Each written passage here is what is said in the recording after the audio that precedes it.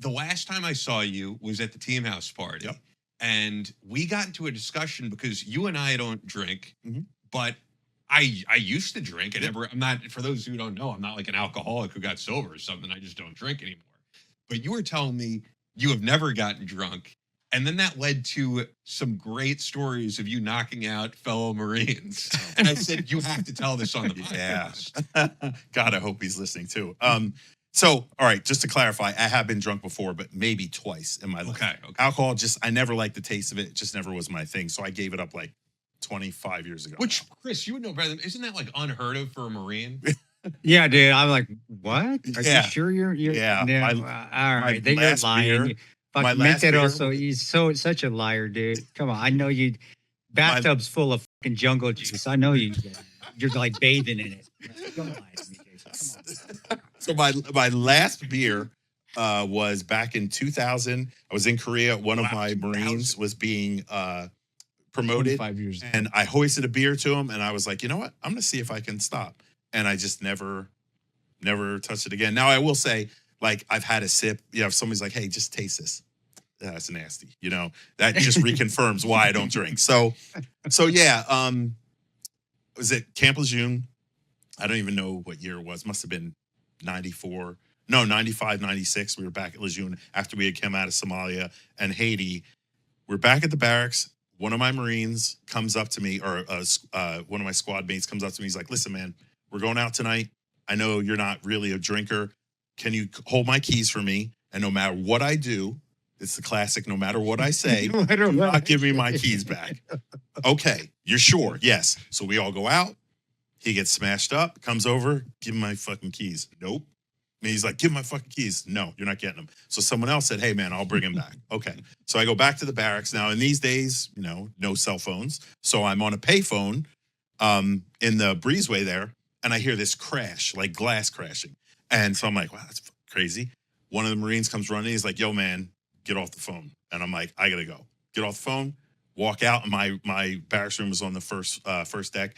So I see that Marine out in front of my room, and he's like, fuck you, come out, you fucking asshole, this and that. So as I get closer, I see he has thrown a brick through my window, through the big window, and it landed on my roommate. He was asleep. Now he's in the bed like, what the hell is happening? You know, he's got a brick and glass all over him. So I'm like, yo, man, what the fuck is wrong with you? And he's like, you took my fucking keys. I was like, you told me to take them. So I don't know if you're going to have to edit this. You know what? I'm just going to say he said the N-word. So I said to him, you have one more time to say that word. And he's like, fuck you, Nip. Boop. Out cold. So he hits the ground. I'm on top of him. I'm hitting him. And then all of a sudden I hear, he was such a bitch. One of the squad leaders, he is this little guy. And he's like, I hear, hey, stop that. Stop that. You don't do that. This dude turns me around and slaps me across the face. Anyone who knows me knows, and I'm going to say this for anybody who's got something to say to me, there are three things you can do that can cause me to lose my shit. Spit in my face, do something to my children, or slap me. He got knocked out too. So, yeah. So there's two people hurting on the ground. So everybody breaks everything up. That MPs were never called. I don't think, because I never dealt with them. That shit, we ain't, that's the fucking hood, man. That's the audio camp with you. We ain't fucking with them. So we put like plastic or something on the window. Now it's summertime, so we're not like we're freezing cold. I'm in my barracks room. Now this is a Friday night. Saturday morning, there's a knock at the door, and it's our platoon sergeant. And we did not like each other at all. And he comes in the room, and I'm like, oh shit, I'm dead. So he comes in. And he tells my roommate to get out. And he's like, heard about what happened last night. I'm like, yes, Staff Sergeant. And he's like, he really called you that word? And I was like, yes, Staff Sergeant. So he turns, he starts to walk out the door, and he's like, good job. He was black too, so that helped. But so you know, we threw the fist up. Racist Marines, beating up all the white folks. What are you doing, man? Actually, he was Mexican.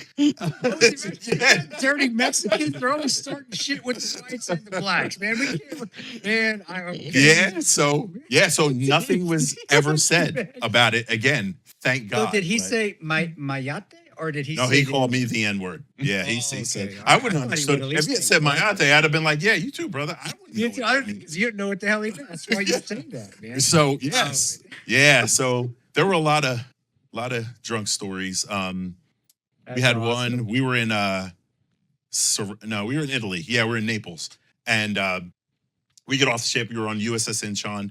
We get off the boat for Liberty, and myself and another corporal at the time, we were part of the shore patrol. I don't even think they called it that. But we're going around, we're checking on our Marines and everything and sailors. So we go back to the ship, and we had seen one of our Marines. He was trash. So we're like, get him back to the boat and get him in his rack. So I go back. Some of my boys are, they're playing bones. And so I sit down with them, and we're doing our thing. We're talking. And all of a sudden I hear somebody like screaming, like, what the fuck? What are you doing? And so I run around the side of the racks, and that Marine he made it back to the boat all right. Well, he was in his rack, and he's like, I got to piss. Gets out of his rack, pulls his junk out, pisses on the Marine right below him. And the guy's like, just like freaking out. And so we had to pull him off. And now this Marine who he pissed on is like 6'5", 6'4", 6'5", just this massive dude. I ran into him in Afghanistan.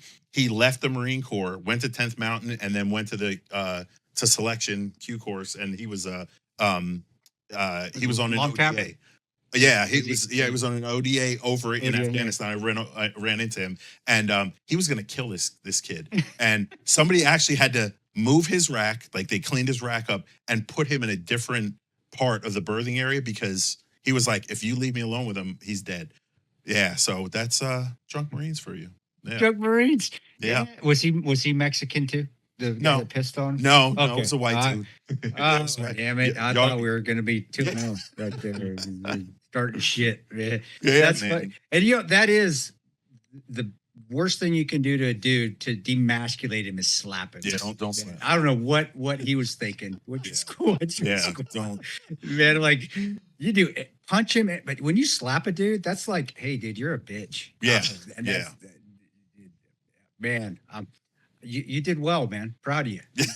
That's Yeah. Nick Cage and Con Air. And actually, that's not the first. Well, that was the first time, but that's not the only time I've knocked someone out for saying that word. Okay, well now you have to tell the story. Now you have to say. So yeah, okay, if my best friend is listening, he'll know. So I worked, I'll just say in the nuclear industry, and we did some training at a site.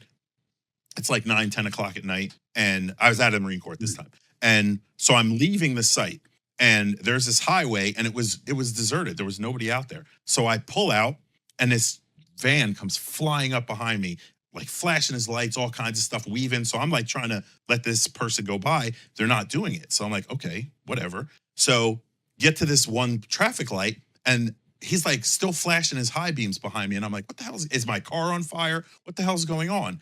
So I said to myself, if I look in the rearview mirror and this guy is out of his car or whoever, we're going to have a problem. Well, sure enough, I see their door open. So I look in the side view mirror, walking up the side. So I get out. I'm like, what's the problem, man? He's like, you fucking cut me off. I was like, you were nowhere near me. I didn't cut you off. He's like, fuck you, nigga. Nope. That's all I got was out cold. Well, because I'm me and I'm an idiot, part of my brain was saying, haul ass, Negro. I said it. The other part of me was like, pick this dude up and do not leave him in the middle of this road. So I picked him up, dragged him to the side of the road, moved his truck for him to the side of the road. And I'm just like I'm like slapping the guy in the face. That was the one time you can slap me if I'm out cold. Slapping this guy in the face. I'm like, yo, man, you all right? He gets up. He looks at me and he jumps back and he's like, hey, what happened? What happened? So I told him, I was like, listen, man, I'm sorry you used that word with me. And he's like, I'm sorry. I'm going through some shit right now. I shouldn't have said it. And I'm like, do you want to call the cops? He says no.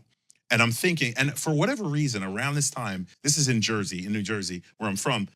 In Jersey, there was like this spate of people falling and either getting hit, falling back, knocking, and they died. So that's what was going through my mind. I was like, this guy is going to hemorrhage. He's going to die. So I'm like, you want to call an ambulance? No, I'm good.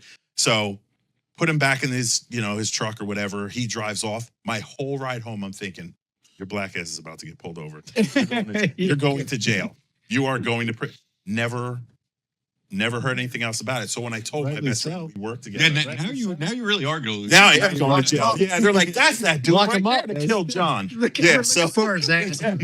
so when I told my best friend about it, the next day he immediately put "Mama Said Knock You Out" by LL Cool J as his ringtone when I call him. And to this day, that's the thing. That whole time I was thinking of the Ice Cube's dad on Friday. Yeah. Hey, young man, standing on top of young man. You got knocked the fuck out.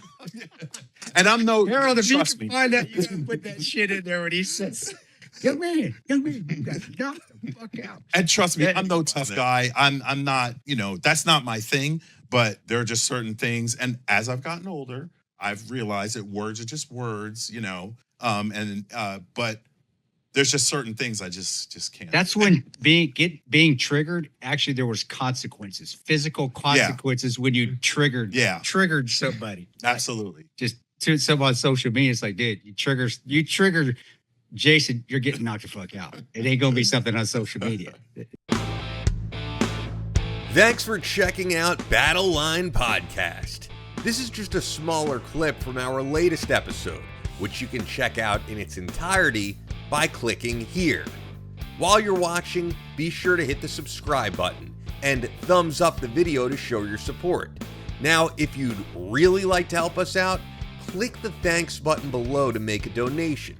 It goes directly to us in keeping Battle Line Podcast going.